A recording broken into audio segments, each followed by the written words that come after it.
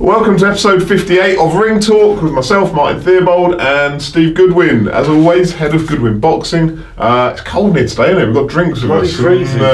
Yeah, so I hope you're all well at home. Thank you for your ever loyal viewing, and we've got plenty of stuff to chat about today. Just very quickly, please subscribe if you haven't done. You've heard it all before, but we're at 770 now. We need 230 more, and then we earn money for boxers. So please subscribe and get other people to subscribe if you haven't already done it. Let's crack on. Do it. And before we go too far, I'm going to give a mention to the sponsors as well. Actually, I'm going to do that later on. Do it again every time. I've got Xavier Miller at IQ Boxing has sent me over there. Oh, brilliant. Well, we can cover that in the middle. We'll cover that in a bit. Right, so yeah, we'll crack on straight into the action. Notices from the board of your fighters. Who's involved with it? Should we start with Michael Ramabeletsa? So he's got a British title eliminator against Joe Ham. Is that also for his... No, not for the... They've not put it up for his English, which I'm surprised, but they've put him straight forward as a British eliminator, so it gives Michael something to aim at. So we'll obviously be... Michael's been in South Africa, he gets back today or tomorrow, so we'll sit and talk to Michael about that. So it gives him an opportunity for a big fight. Yeah. We were in talks about him defending his English title against quite a well-known fighter, but it went a bit. We were happy. We done the terms, and then for whatever reason that fight isn't happening. So I presume maybe they didn't fancy it, or I understand he might have been carried. The other chap may have been carried a little injury. So it's good that we got something to aim at with Michael now. Yeah, good to get him back out. And, so when's the purse bids for that one? Due on the 8th of May. Right, okay. So we'll sit and have a chat with Michael, work out what we're going to do, and take it from there, which is what we always do when the board put out purse bids. Right, so who else was involved in it? Was K Prosper, did I see? Yeah, K Prosper has got a rematch with Sarah Mason for the English title, but it's also been uplifted to an eliminator for the British. Right. So was that the board then just saying, because it was such a close fight, let's do it again? Yeah, we didn't go to the board and ask for it. It's not... there's some misconceptions about how people think it happens. I mean, we're happy to do it, but we didn't go to the board and ask for a rematch, saying that, oh God, we feel injustice was done. We didn't feel that it was a fair result. But the board obviously felt it was so close on their reports that they wanted to make it again, but make it an uplift to an eliminator for the British, which I think is very fair and decent, and we're 100% going to go through with it. Right, so I mean that was a draw last time, a hell of a fight. Yeah, I mean, do you reckon Sam and Ryan Rhodes and their team, are they giving any indication as to whether they fancy it again? Yes, Ryan rang me up and said we want to do it up north this time. Oh right. Yeah, so they want it, so it's going to happen. So will you try and make an agreement on that then, or...? It depends, I mean, it's up to... I haven't sat down with Kay and the sponsor team and worked out where we sit on it, but I think Ryan's going to make an offer to us this week. Right. And then we'll sit down with our team and we'll decide if we want to take that offer, and if not, we'll go to purse bids. Yeah, so that's great as well, is that it's the British eliminator to go with it. So it's not, they're not going for the same thing again, it's an uplift, so... I'd be confident that the winner's going to get a shot at the British title fairly quickly after. So that's great for both fighters. They're both a credit to the sport, and whoever wins, I think it gives. They've had to go to the world twice, so the winner of this next time should get a shot at the British. It was a great fight. Yeah, nobody's losing out of seeing it again. Exactly. Have we got any others other than the main talking point of the week? Yeah, that's the other one at the moment. That's the other one, At the moment. There are others that I think the board are considering for next month, but the other one is... The other one. Deion Jumah, Isaac Chamberlain. Deion Jumah, Isaac Let's come on to it. So that was mandated for the English title at Cruiserweight. Unlike your podcast associate, who spouts such shit a lot of the time, and it tell you it is shit, you need to actually research what you write and actually make sure that when you're stating something as fact, that it is fact, because otherwise people start to believe the shit that you write. And I do value a lot of your opinions. I value, because I think you're a good guy, and I do genuinely value To's opinions. Not that I agree with them, but I don't like somebody writing something as being fact when it's absolute bollocks. Yeah. We did not ask the board. So you don't ask the board to mandate a particular fight. You go to the board for these English or British titles, and if for example you've made a fight, say for example I'm going to make hypothetically, it's Deion Jumah, Wadi Camacho. Right. And I agreed with both parties that they would happily fight for the English title. What I do is go to the board and say, I've made a fight provisionally subject to you, okay, can you make this fight happen?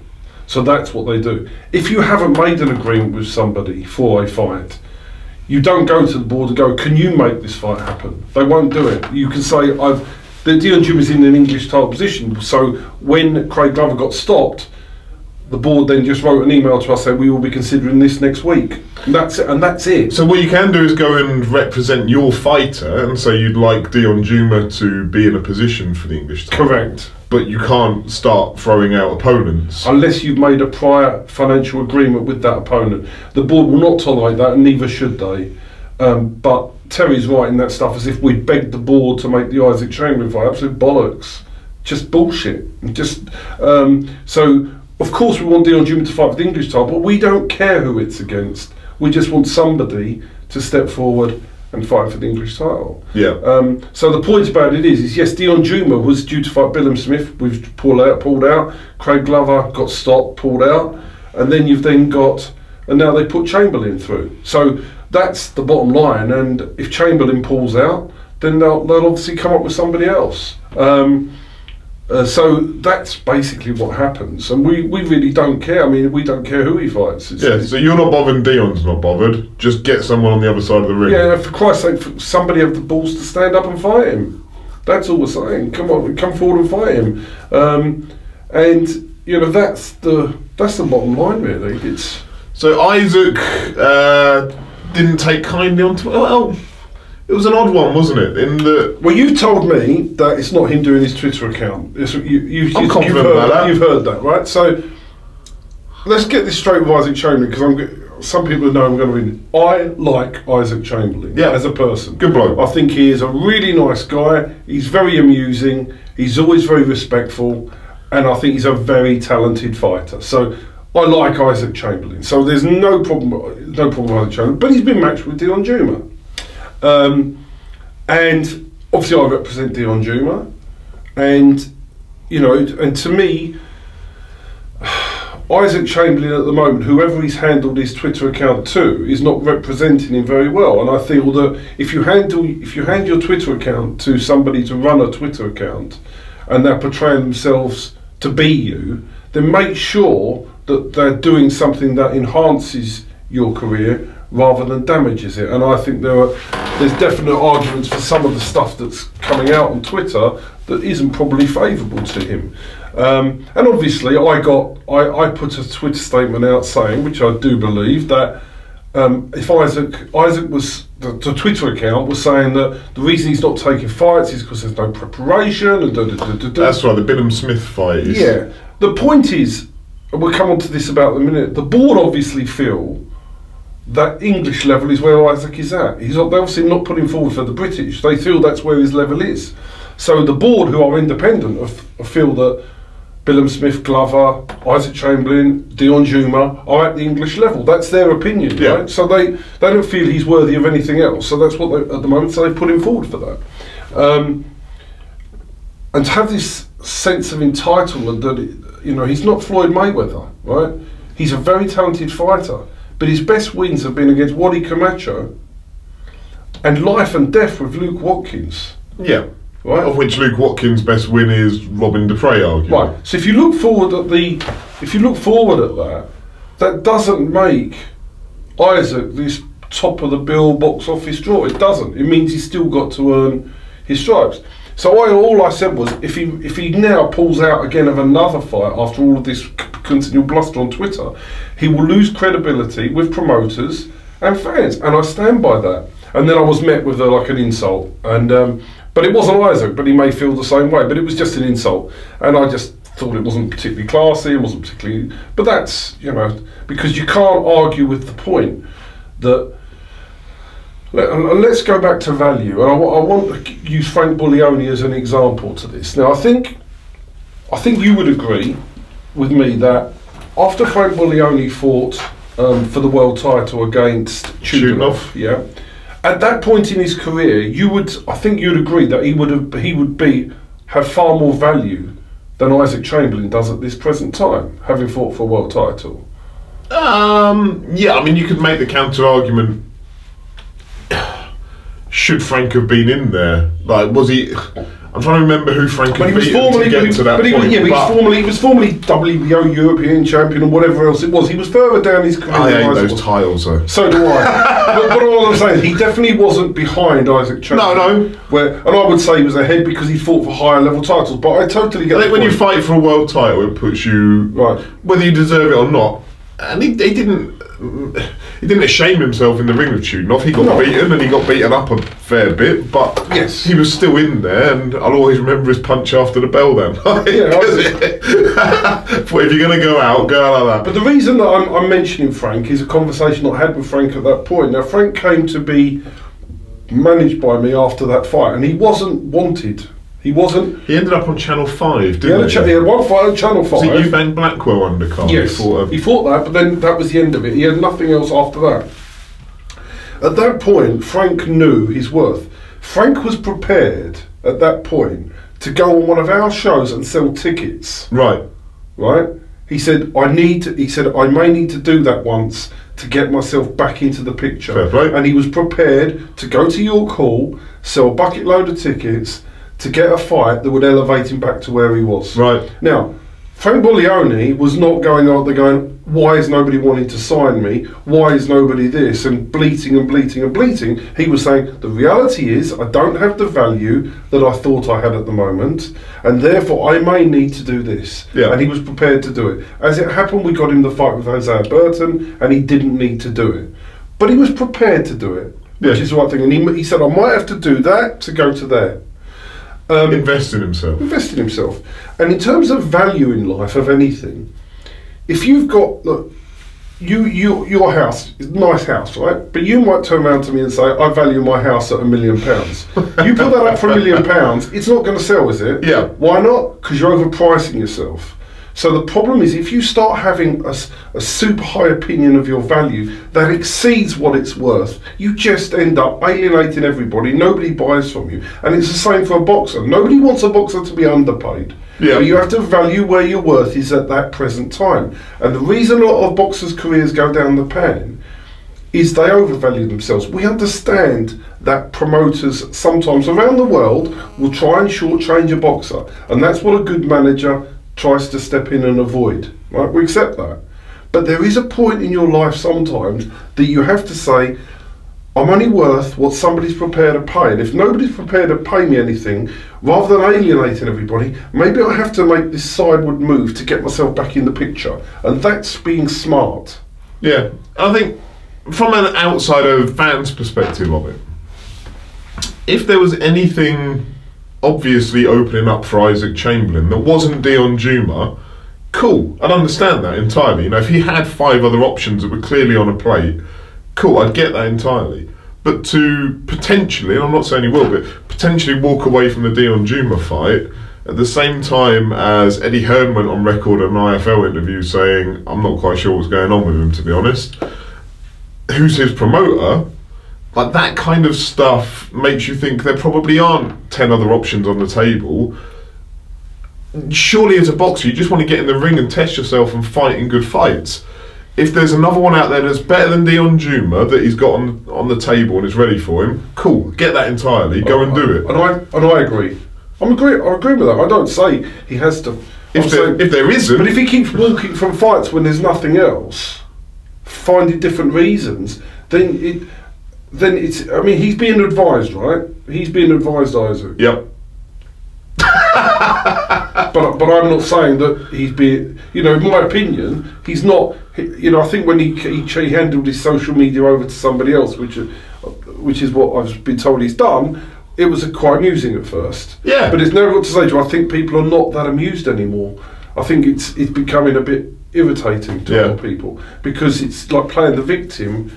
You can't play the victim forever and ever and ever and ever and ever and ever. And today, something is if you keep doing what you've always done, you always get what you've always got. He keeps doing what he's doing, he's getting nothing. So there's no point. Literally, get a fight made, and the first thing you do is try and find a reason why you don't want to do it. You don't, you know, and that's the problem with that. You know, I can't fight Bilham Smith. The money's rubbish and it's short notice. I can't fight Deion Jumah because I'm above that level and bring your paycheck out. well, why would I bring my paycheck out? It's a purse bid situation when every promoter in the country can bid for a purse bid. So that would be Frank, Eddie, everybody else can bid for a fight. ITV, they can all bid for a fight. So a purse bid is a really good way because it tells you what somebody is worth.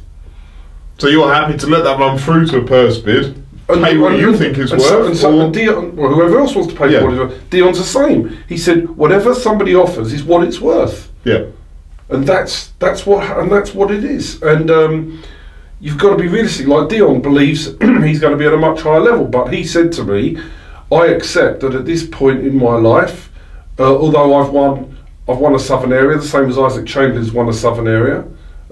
He said we are where we are financially, and the best fighters are going to move on and get the big money. And I believe I'm that person that's going to get the big money. And sometimes in life you have to accept where you are. And you just, but if you believe in your ability, by doing fights, you get to where you are. One thing's for sure: having one fight in 15 months isn't going to get you very far. Yeah, you're not going to go very far with that, are you? And turning and just bleating about how bad life is and how so. But for me, I like Isaac, and I hope he does well. But I'm not sure that he's playing it the right way. But time will tell. But yeah, we'll see whether fans continue to get behind him while he's doing this. But we got a long while before the purse bid, so we'll see what happens. When is that? 8th of May, the purse bid's okay. Going. So we'll see what interest there is, and we'll see what happens on the purse bid situation. And if it goes to purse bids, you'll bid for it? We'll bid for it if we haven't got anybody else bidding for it on our behalf on a bigger platform. Yeah. Okay. But that will be. But we're not going to say what's going on or what we know because that happens on the 8th of May. Yeah.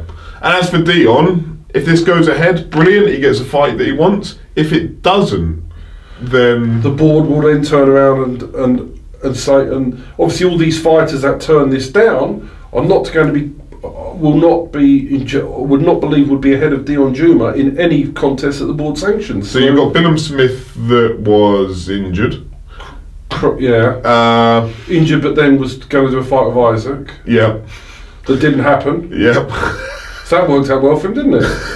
So you've got Billum Smith that, yeah, unfortunately couldn't make the dates. Now you've got Isaac that, well, sorry, Craig Glover, but he lost got stopped, so that's fair enough. Yeah, you know, so nothing with Craig. And then this is the scenario now. So, as you say, if that doesn't go ahead, then is Deion, or would the board, I know you probably can't answer this definitely, but would the board hold him at English level or say, look, we've got nothing else for you here, nobody seems to go through with it, moving past that? Well, that would be up to the board, but I would hope that they would make that a serious consideration if this continues to happen.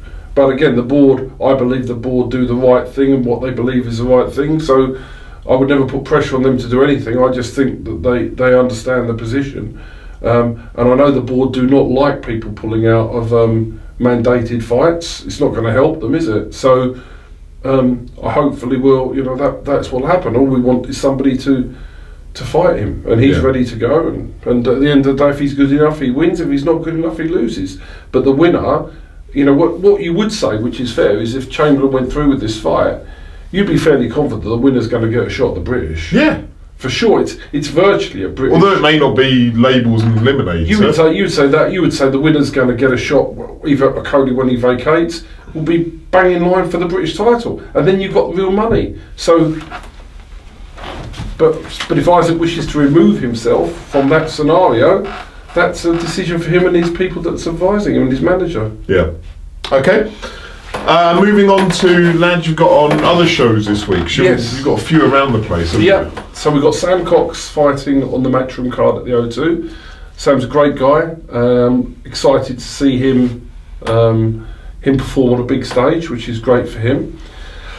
Down in Torquay, I've got Brad Pauls, who's warming up for his Southern Area title fight with Darren Cardona. Yeah. He's having a spin out there. He just likes to fight, Brad, doesn't he? And Darren Townley, 8-2, who's not far from a title fight himself. He's having a keep busy fight down in Torquay, and I'm hoping for Darren that within the next 6 to 9 months we can get him a title fight, because he deserves that. And he's had a lot of ups and downs, Darren, hasn't he? And, but he deserves a Southern Area title shot, and I'm sure we'll get him that in the next 6 to 9 months. And he's a really nice bloke, Darren. Yeah, so with Darren, we'll work with Darren after this fight. We'll sit down and plan a route for Darren. And over in Tottenham, we've got Tony Bange fighting on the Costas Evangelou show. Yeah. He's fighting Dwayne Green, and Tony's making good progress. He's joined the Xavier Miller team, being trained by Kibrat there. So looking forward to see Tony continue to develop, and exciting times ahead for him. But you know, it's all about putting fighters on the shows that benefit them the most. And we're discussing this earlier off camera about your potential logistics for Saturday night. Well, I can't get to Torquay. Well, yeah, I have to rule that one out. Yeah, I can't get to Torquay, but I'm going to go to the O2, and then I would imagine Sam will be on early. So hopefully get from the O2 then to Tottenham to see Tony, and then get home from there. Yeah. Then watch Lucas Brown and Dave Allen. Whatever's left on, yeah. Lucas Brown, Dave Allen. It's alright, that. I'm a fan of that. I realise it's not. I actually think it'd be a good fight. It's not probably going to be the sweet science. It'd be a good fight. Two big lumps that will come to fight. And I think the Chisora Gashi fight would be alright as well. I think they're both. I think they're two. Well, I'm not saying they are quality top of the bills, but I think they're competitive fights. I'm not angry about it. I'm not angry about it. That'd be fun fights to watch, I think. Yeah, don't get me wrong. I mean, it's also a sign of how far the Sky standards have slipped that I'm saying, thinking, I don't mind Dave Allen and Lucas Brown, but I like Dave Allen anyway. But there'll be fun fights to watch. Yeah. Fun fights to watch. Yeah, it'll be good fun. Before we go on, Boxing Awards. Boxing Awards, I forgot about this. Yeah. Go on. So, 26th of July, we are hosting, it's on a Friday, we're hosting a summer sort of music festival with Boxing Awards. So we're booking some, we've already booked one music act who's had 3 chart hits. Who's the lady? Liv Austin. She had 3 songs in the country charts in Nashville. She's quite a big up and coming star. I went and checked her out after you put it up there. She's really good. She's really good. Didn't mind it. Yeah, so I know. And she's very talented. So we've could have a celebrity MC. Really? Yeah, somebody that you may not know, but a lot of people will know. So we could have a celebrity announcer. I'm just planning with that at the moment, and somebody outside of boxing. Right, I'm intrigued now. And we've got 1 or 2 other acts to book here as well. Yeah. So on top of that, we're going to have boxing awards. Now, the important thing is, some of the boxing awards things last for 3 hours. Right, you've been to them. I've been to them. This is going to be half an hour of awards. I got smashed and chatted with Welsh fella. I forgot his name anyway. Yeah. Yeah. So basically, the awards will be a segment that will be half an hour of what's going to be a night for boxers to meet, trainers to meet. There's only 120 people in the venue, so we're going to have to make sure that what we can't be having is, we will be inviting people, but there can't be any no-shows because it's costing quite a lot of money to put on. So we're not going to ask people to pay, but there will be. We're going to have to say to them, if you don't come, you're going to have to pay. Yeah. Gary Lockett, I spent Gary lovely, and I was hammered. Yeah, so he's a lovely guy. So no, we're going to have. It's going to be quite an interesting night. So it's going to be really a get together. It's a celebration of where we are in boxing, and for our fighters, managers, and other people to get together. And it's just going to be a fun evening with awards that are not going to be judged by us. So it's awards for your stable of fighters, isn't it? They're going to be different. And it's going to be basically, there'll be a panel of 3 people, which will include you, which will come up with nominations. I'd take bribery in lots of different forms as well. So and when we've got the nominations for each category, we will then, to all of our fighters, trainers and everybody else, we will send out the nominations, and everybody will have a vote, and it will be chosen that way, because it'll be democratic, because I don't want people coming back to us and saying, oh, I should have had that, because if it's chosen by the people that participate, it's the fairest way to decide the awards. Yeah, and I will text them independently, the people we're talking about, and get this sorted, so they can't confer.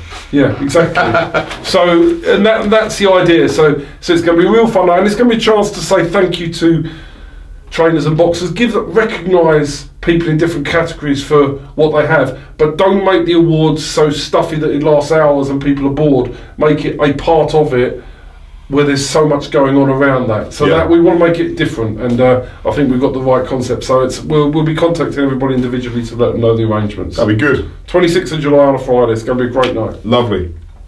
Before I go any further, IQ Boxing. So Xavier Miller texted me the other day.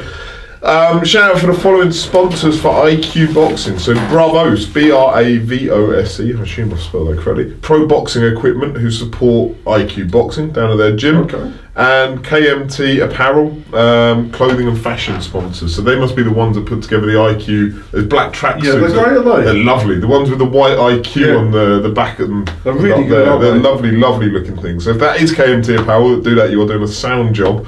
But yeah, like, I think they're just two.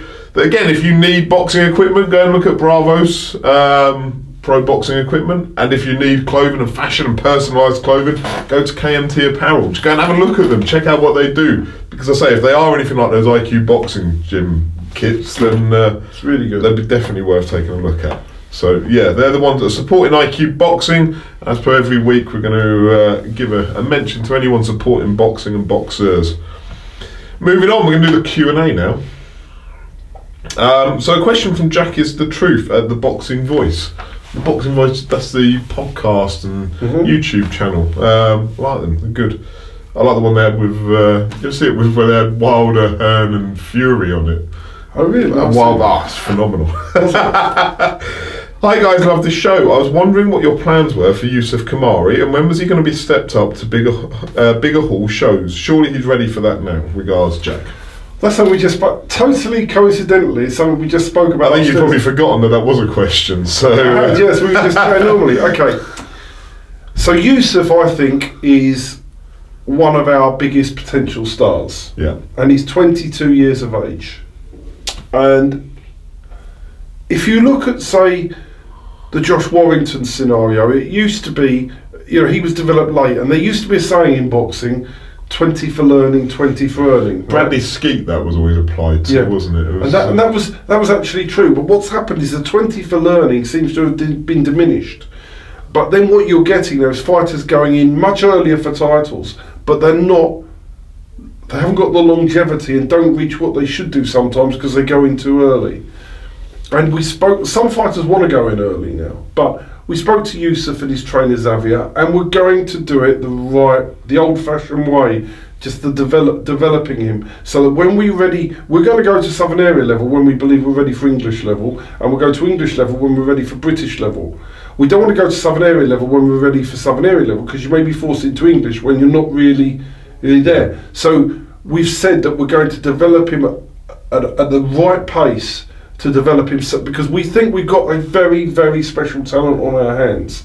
And if you've got somebody that you think Southern Area is his world title, then you may push earlier they may want to go earlier. But with Youssef, he's entrusted myself and Xavier to do the development at the right pace. And the right pace is, if you look at the people like Josh Warrington, Jordan Gill, is to develop that little bit more slower, so they are totally ready when they go. So he's ready now. He could win a Southern Area. He beat Dave Birmingham. Stop Dave Birmingham. Yeah. He could win Southern Area title now, no doubt. Yeah. But we just don't want to win it now, because once we're there, we can't go back. We can't do what we're going to do. So we want to make sure that when we go, we're ready to stay and we're ready to progress through. Yeah. All right. In terms of big stages, though, he's been on. He's been on the Wembley card, on the undercard of Cox. Yeah, George Groves Cox, wasn't it? He's been on a David Hay show. He's been. Youssef has had the experience of being on the bigger shows. Do you know what Youssef says though? He prefers to be on our shows. Does he? Yeah. Because of the intimacy of it? He prefers it, and also he feels more in control of everything that's going on. Right. He said, I don't really feel the need, this is Youssef, I don't feel the need to go on these bigger shows until I am a major player on those bigger shows. I don't see the need to be the small bit player. I want to be going on them when I'm a major player. And that's his philosophy. He's not really fussed about that. Good on him. And he's done it. He said, I've done it. Great, but I'm quite happy to learning my craft here. And I know I've had conversations with Xavier before about Youssef, and I know he rates him extremely highly. Yeah. And rates not just his boxing ability, but like his I'm borrowing the term IQ. Not to paraphrase it off of the IQ boxing gym, but like his ability to listen, learn, take things in. Yeah. He's quite an intelligent young man to go along with the boxing skills that he's got. Pleasure is an absolute pleasure to deal with. Yeah. and really bright, and just gets it. It's really smart. Really, real pleasure. All right, moving on. Boxing UK, Boxing-UK, sorry, on Twitter. Can I throw in an early question for the next one for Steve? Does the weight become mandatory, need overhauling? I think the answer is mandatory in what? Because there are different processes for being mandatory, say for the English level fights or the Southern Area or English or British than there are for world title fights. Yeah. So I have no experience of dealing with world title mandatories. I haven't got that. So I can't answer that question because I don't know the process. The process that I deal with, which is in the Southern Area English and maybe up to British level, Commonwealth level, is that if you are mandatory, you are in a position of strength in terms of negotiating. If you go and take a voluntary situation, you're normally getting a raw end of the deal financially. You've got to sign options or terms. So in the way that I do it, the process of getting somebody to mandatory doesn't need overhauling. It typically involves eliminator, final eliminator, doesn't it? Or just final eliminator. Yeah, to get into that position. So I don't feel in what I do, the process needs overhauling. There can be a question mark at world title level when, for example, Anthony Crolla becomes mandatory. And, you know, some may argue that he shouldn't have been mandatory. But again, I'm not aware of I've not been involved in that process, so I don't know how you do it. I think you see some very strange mandatories at times for some of these world titles, that's for sure. I think what happens, as long as you pay enough for a WBA international fight and make sure something like that happens, then right. It's money, isn't it? So then you, when you're dealing with our side, which is the British level, it's not about money, it's about doing the right things. There it seems to be about money. So does it need overhauling? Well, if money's governing it, probably. But when money's in charge, nothing gets overhauled. You look back in the 1780s, it was all corruption, wasn't it? Like underhand corruption. Now you have international belts and such like, which get you into a position of being mandatory. So definitely not corrupt now. Some Asian boy on Twitter. That's his handle, by the way. It's not me just like making it up. With the English being contested in May and Linus unlikely to get a shot post-summer, was it not worth trying to compete for the Southern Area in that time before, rather than having a tick-over fight that won't really mean anything unless you have a decent test lined up for it? We had no choice, because what happened, if you watched this before, for the person that I have answered this on a previous thing, Linus was due to fight Taylor Jones. Taylor Jones pulled out. In normal circumstances, we would be able then to select an opponent for the Southern Area, which we went with Darren Cardona. The Southern Area Council decided that we couldn't do that fight, which was also a final eliminator, which was also going to be a final eliminator for the English. And they decided that they were going to send out Linus against Denzel Bentley to purse bids. So at this point, we have to go for the Southern Area and give up our final eliminator for the English to a fight that may or may not happen. Because a fight goes out to purse bids, as you know from the Deion Jumah scenario, some of these fights never happen. So I could have given up the English final eliminator scenario for a fight for Southern Area that may never happen. We weren't going to do that. So we went down the English final eliminator route. But by going down the English final eliminator route and not going for the purse bid scenario with Denzel Bentley, the Southern Area will no longer sanction Linus for the Southern Area title because we had to make that decision. So that wasn't an option. Once Linus has then moved on, Brad Pauls, his stablemate, has come in and now fought for the Southern Area. Yeah. So we had to make that call. So you can't go back now and fight for the Southern Area when we declined going through a purse bid process, because if we had have done, that would have been the worst mistake that Linus had made in his career, because we could have been left with no fight for the Southern Area and no eliminator for the English. So alright, that was what happened. Same user. What's the likelihood of K Prospere fighting Philip Bowes for the Commonwealth rather than having to fight Sam Mason in a rematch for the English? Or do you guys fancy the rematch, which also eliminated? Right, so let's go back again. K Prospere is not in the Commonwealth contenders list, right? He is. Let's look at where we are with K. He lost for the Southern Area against Joaquin Noble, and we got an English title fight which he drew. He still has not won a major fight, so he's not considered by the Commonwealth to be in their contenders list. Rightfully so. Rightfully so. So the only way of doing it was to go to Philip Bowes as a voluntary, which means it would cost the world. Given he's just fought Tom Farrell on Sky. Yeah. So, in other words, it's going to make no sense. Number one, the board have mandated Kay against Thing. We'd have to give up that English to try and negotiate with Bose. If that ends up with a dead end, he loses everything. So it's in a position at 34 years of age that we need to pursue the British Eliminator and the English title because it's there. It doesn't make any sense to go off on a tangent. We've discussed boxers going off on a tangent before. If you go off on a tangent, you end up in no man's land. So from that point of view, we're not in a position, we're not mandatory to fight Bose. If we were mandatory to fight Bose, we'd go that route. Yeah. But we're not mandatory to fight Bose, we're not even in the contenders list. So you can't just pluck titles and people and say, I'm going to fight them. If Kay had beaten O'Maison, then yes, you could have asked the Commonwealth to have made him mandatory at some point in the future. But Kay needs to be fighting now. He's 34, not 24. Yeah, fair enough. Question from Oliver McManus. What's the most entertaining area title fight you've either promoted or watched? Going to be awkward other than Cello Render versus Leon McKenzie. Well, that was a great fight to watch, entertaining. That was an amazing fight. But the most entertaining fight was Rakeem Noble against Sahel Ahmed. That was the most entertaining 4 rounds of boxing I've watched.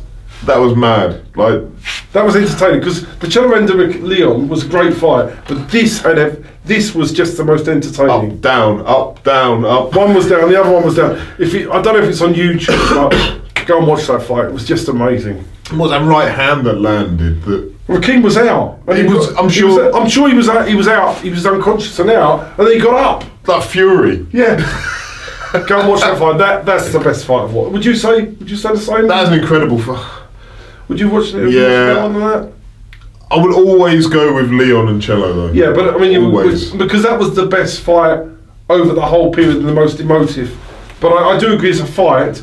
In terms of those 4 rounds of destruction. In terms of if I had 15 minutes spare and there was one to watch, yeah, I'm all over that one. Yeah. Sean Earls. How you doing, Sean? Good to hear from you. Good lad. Does Steve have any intentions of doing another Fight Cup type of tournament? No. Categorically. The reason is, it's so hard. The last one, we had 2 semi-finals. Then you had Darryl Church decided to move to super middleweight, so he didn't fight Jordan Joseph. Yeah. Dwayne Sinclair then beat Dominic Felix. You make the final between Dwayne Sinclair and Jordan Joseph. Jordan Joseph then pulls out sick. Dwayne Sinclair then says, I don't really want to fight Jordan Joseph. Jordan Joseph then says, well, I'll take a break from boxing. So you end up with a competition that's just disintegrated. So when Dwayne says that, it's not that he didn't want the fight with Jordan, as in like running from him, or no. He's just he didn't feel confident. He didn't feel confident that if he makes it, that goes into another training camp, right? That Jordan would fight. Okay. And so then, whilst he was sort of umming and ahhing about it, and Jordan said, "What's happening?" And I said, Dwayne's still considering it. He said, well, I won't, I'm going to take a break from boxing anyway. So that makes his mind up for him. So Dwayne then said, well, that's why I didn't want to really do it in the first place. I'm not really so sure. I think he'd heard that Jordan his heart wasn't maybe in it. I don't know whether it was or wasn't, but I mean, I'm hopeful Jordan will just take a break and come back because he's very talented. But the problem with that was it was spread over, so many things happen, you can't finish the tournament off. So they worked so well before with the cruiserweights, but I think we were lucky that everybody just carried on fighting and did perfect storm of... Yeah, but this one showed you the flaws of doing it. Yeah. So I have no plans at the moment. All right. Final question from Leadright on Twitter. 2 questions. 1. Should the BBBOC, British Boxing Board of Control, consider the likelihood of fights taking place and the appeal of the title on offer when calling them, e.g. Joyce versus Dubois? Isn't that a good fight to make? It is. Do you think it will happen? I'm not sure, but then is that the board's responsibility? I think Dubois should be fighting for a British title. I think Joyce should be fighting for a British title. It's the highest title they can offer. And both of them should really fight for it. And there's no world titles around, it's pretty sewn up. So I think that's a great fight to make. I'm sure to a certain extent they try to do that, but they should, at the end of the day, they can't force people to fight. But I think also, You've got to give the opportunity. So what do you do? Nominate Dubois against Dave Allen? Do you nominate Joyce against Dave Allen? And they've all got their own issue then, haven't they? That Joyce is with PBC and ITV, potentially. I'm sure he can probably go on other ones. Dubois with Warren and BT. Dave Allen's with Sky. You know, like, it's not the board's responsibility to overcome broadcast issues, is it? I think they just say, who are the two people that we should put forward for that title, realistically, that are not fighting at levels above? Makes sense. Yeah. And I think the board have got enough problems trying to do that. They're not there to negotiate between the TV networks, but I think it's a logical fight. Same as I actually believe Isaac Chamberlain, Deion Jumah is a logical fight, and everyone's going, oh, Isaac's beyond that. Well, there's nothing written down or in his last 12 months of activity that suggests he's beyond that. So the board have basically put that forward, which acts as an eliminator for the British. So I think that, again, they're thinking, well, that makes sense for both. That's their decision, and I think they're doing that in the best interest. They're not going to put Dillian Whyte against Daniel Dubois for the British title, because Dillian Whyte is far past that. So I've got no problem with I have no problem normally with what the board do with titles. That's me personally. Right, question 2. What's your thoughts on the commonality of daring to be great matchups from a boxer and fan perspective? So I guess we're talking Brook Golovkin, Fielding Canelo, Krollo Lomachenko. Ones where somebody is such an underdog that to win would take an injury perhaps from the other side. Or... I'm sort of torn, right? So you've got the fact that, forget the daring to be great, it's just about getting money, right? So let's forget the daring to be about paying off the mortgage. Yeah. So the fighters fight and they have a hard life. They have a hard transition. So when you're offered a phenomenal amount of money to take a fight, you can't blame a fighter for taking that amount of money. So I get that. However, the negative thing is when you're watching the fight, it's quite painful, because I mean, I watched it live, the Lomachenko-Krollo fight, and I'm not saying Krollo because I think he's been a great ambassador for boxing, but it was painful to watch the one-sided beating. So from the point of view, I understand why he takes the money, but then on the other hand, you think, as a spectacle, it's not a good spectacle for boxing. So I'm sort of torn. It depends on which way you... I agree, and where does the responsibility lie for it? With the promoter, with the sanctioning bodies? It's not going to be the boxer, because the boxer will always... I'm 100% sure Krollo would have gone into that ring Saturday night thinking, I'm going to leave with the title. Well, you're also going to have the fact that if you take the promoter, a typical promoter of a TV promoter will be earning money when a fighter fights on somebody else's show. They get a cut of that. And it was a top rank show, wasn't it? Yeah, so Eddie Hearn as promoter of Krollo, and I don't know this, but I would imagine, I'm not saying this is, I'm not doing a Terry, I'm not stating something as fact when it's not fact, I would imagine this likely, that Eddie would be on a percentage of that money. And obviously Anthony's going to be earning a lot of money, his trainer's going to be earning a lot of money, it's probably money that he'll never earn for any other fight. I heard Eddie say on one interview it was 1.1 million. So where is Anthony going to get 1.1 million from? So can you blame him? And from Eddie's point of view, it makes sense from his business perspective, it makes sense from Anthony's perspective, but from a boxing fan's perspective, paying money to watch it, it's not great for the sport. When you know the outcome before the first bell. Yeah. And I don't, you know, I know Hearn's got a job to, you know, back his fighter, but even he came out and said, look, it's 15 to 20% likelihood. I think those were the numbers, might be slightly off. What was 15% likelihood? The Krollo wins. I think he got the decimal place in it right. That was never... No, I agree. That wasn't even a 1% likelihood. You know, with everything Hearn takes or says, you can kind of take it from there. That's ridiculous. It's more like a 1.5% likelihood. I'm literally had no hope. No hope in hell. But the thing is, I'm not going to slag Anthony Krollo for doing it. It's not Krollo. He deserves for his family. It's probably a career ending where he could buy himself a house, nice house in Manchester, set himself up for life probably. Yeah. Right? Good luck to him for taking the money. 100%. The question is though, that should those fights be enabled to happen like this? But it seems to be that you're getting a lot of that going on, and I don't actually like it. I don't like watching those fights, the Fieldings, the Krollo. I don't like watching it. The Brook Golovkin. I don't like it. As a boxing fan, I just think I'd rather watch. I'd rather watch fights that are competitive, even whether it be English level, British level, Commonwealth level, proper 50-50 fights. I want to watch a spectacle where I don't know what's going to happen. I'm not sure what's going to happen. Yeah. Those fights aren't great to watch.